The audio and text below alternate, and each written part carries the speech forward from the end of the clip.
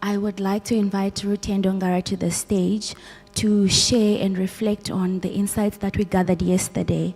We had a lot of conversations, networkings, and a lot of learnings. So Rutendo Ngara is going to share with us what was happening yesterday. Yes, she is here. So Rutendo is a transdisciplinary scholar and indigenous knowledge systems practitioner. She will guide us through a reflection of what we discovered yesterday and how those insights connect into today's theme of circularity in action. Let's clap hands for Rutendo.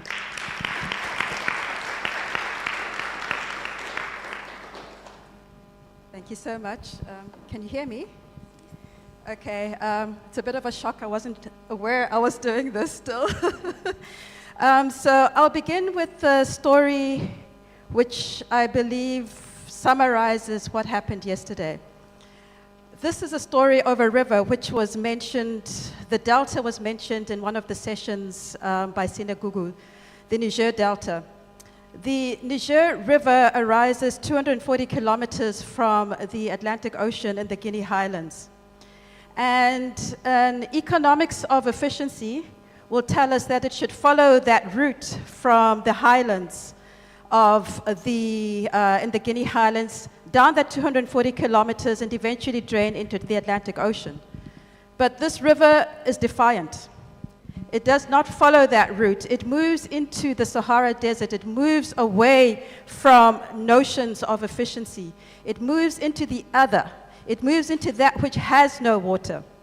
And the science of the dominant paradigm will tell us that it should continue a linear route now that it is moving into the Sahara and eventually drain into the Mediterranean Sea, where the Nile River, which is the longest river in the world, also drains.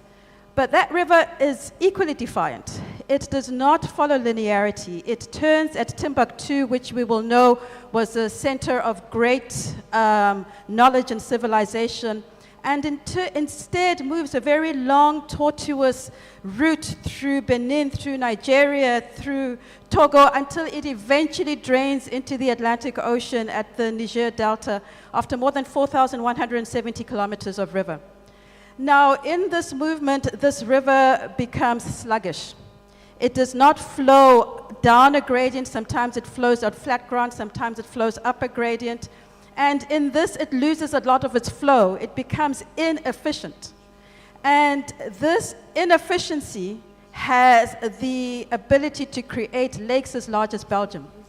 This inefficiency has the ability to create one of the largest centers of biodiversity in the world. This inefficiency has the ability to be home for more than 40 different ethnic groups and millions of people. This inefficiency is highly effective at creating life. This was the discussion yesterday, I believe.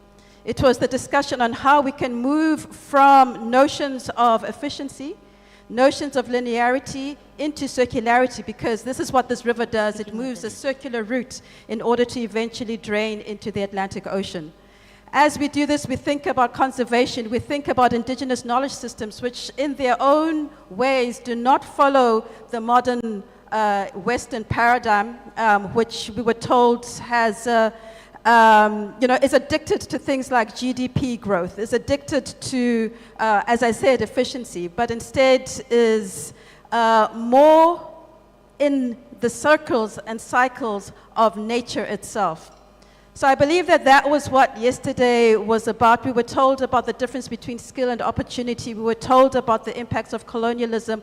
We were told about the importance of listening to nature as opposed to lording over nature. And we also explored where ecology, where community, and where business may perhaps have a conversation.